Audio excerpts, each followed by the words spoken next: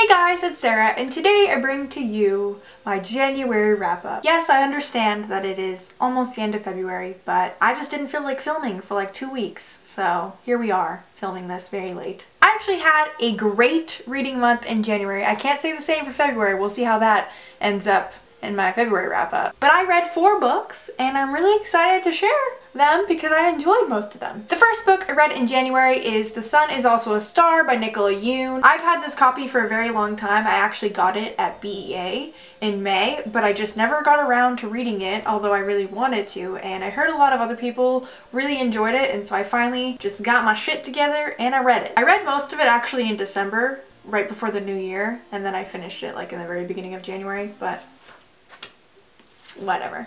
So this book takes place over the course of one day, and it centers around a girl named Natasha and a boy named Daniel. Natasha is from a Jamaican family that is in the country illegally, and so they're being deported. And Daniel is from a Korean family, and he is on his way to a Yale interview when he and Natasha cross paths.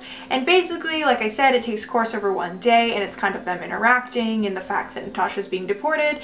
And it's told in both of their perspectives, as well as the perspectives of random people on the street around them, which I thought was really cool because it kind of adds to it being set in New York City, because you know New York City is so big and there's so many different people and thoughts and minds and all that.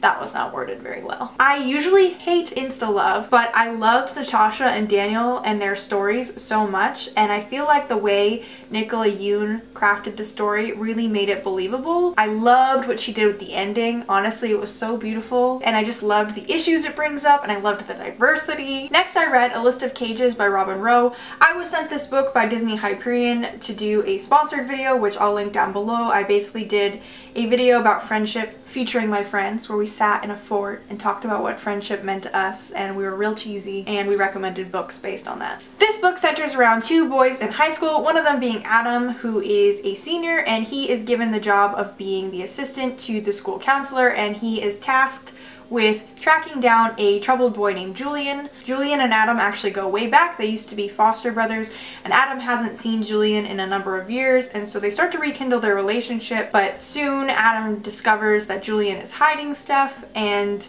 it ends up just being a very intense story about their friendship and kindness and all that good stuff. It's not often that you see a YA book that focuses on friendship and kindness rather than romance. As far as the characters go, I absolutely loved Julian. He was a precious little cinnamon roll, and I also really enjoyed Adam. With that being said, my main critique of this book was the writing style. It just wasn't very consistent. There would be times when the prose would be very beautiful, and then there was other times where it was just really stunted and awkward, and I found the dialogue to be unrealistic. Like, I just couldn't picture people talking the way they talked in this book. Adam and Julian were really fleshed out as characters, but the side characters kind of just felt like YA sidekick tropes. They didn't really have a lot of depth. They didn't really feel planned out. I also didn't really enjoy the fact that every single adult in this book was basically like a nightmare to deal with. Like, every time Adam and Julian tried to get anything done, there was always some sort of adult, whether it be a teacher or a police officer, who just was being unreasonable and extremely mean to them. Like I said, I really did enjoy the book overall. I think the theme and the messages are important, and I definitely think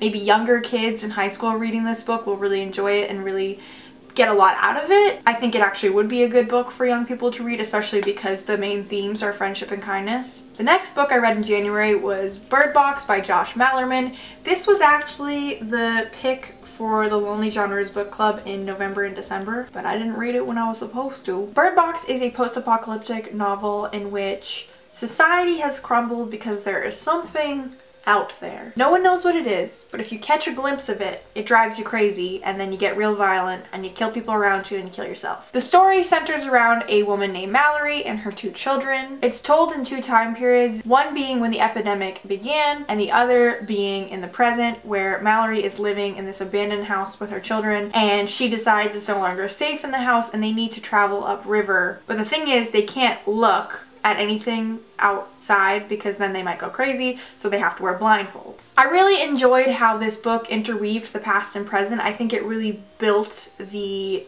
suspense of this book. It actually had been a while since I had read a horror or suspense novel, and so I actually found myself getting really scared while I was reading because you just never know what the deadly thing is. I really recommend this book to anyone that enjoys stuff like The Walking Dead or just anything post-apocalyptic in general, because I really feel like it captured that essence of people surviving and you don't know who to trust and you don't know where danger lies. The prose in this book was great. I feel like the writing style perfectly just made me be able to picture things.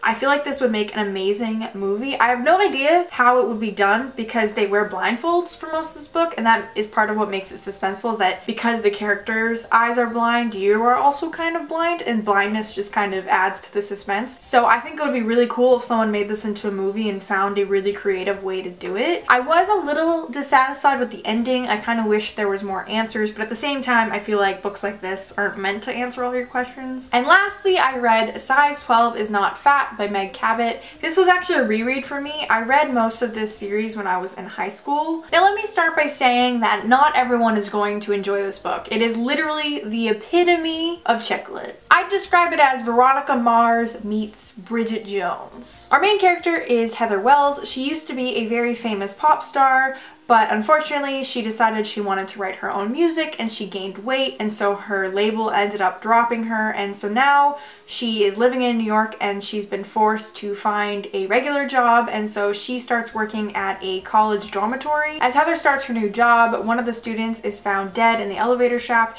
Everyone thinks that it was an accident or maybe the girl jumped or whatever, but Heather starts to do some of her own research and she realizes that she thinks it was a murder. The book is written from Heather's point of view, and Heather is very chatty. It's just kind of told in a conversational way. I read other people's reviews on Goodreads and a lot of people were annoyed by this because Heather's way of joking is very repetitive and she's kind of like shallow at times. I enjoyed it. I think part of it is because it was nostalgic for me because I read this book in high school, and I feel like there was like an underlying current of like body positivity because Heather is happy the way she is, even though people keep like making fun of her, like being down on her. She's kind of just like, you know what? Size 12 is not fat. Let me know down below if you've read any of these books or what your favorite read from January was. I hope you enjoyed this video. Thank you so much for watching. You're all beautiful. Have a nice day.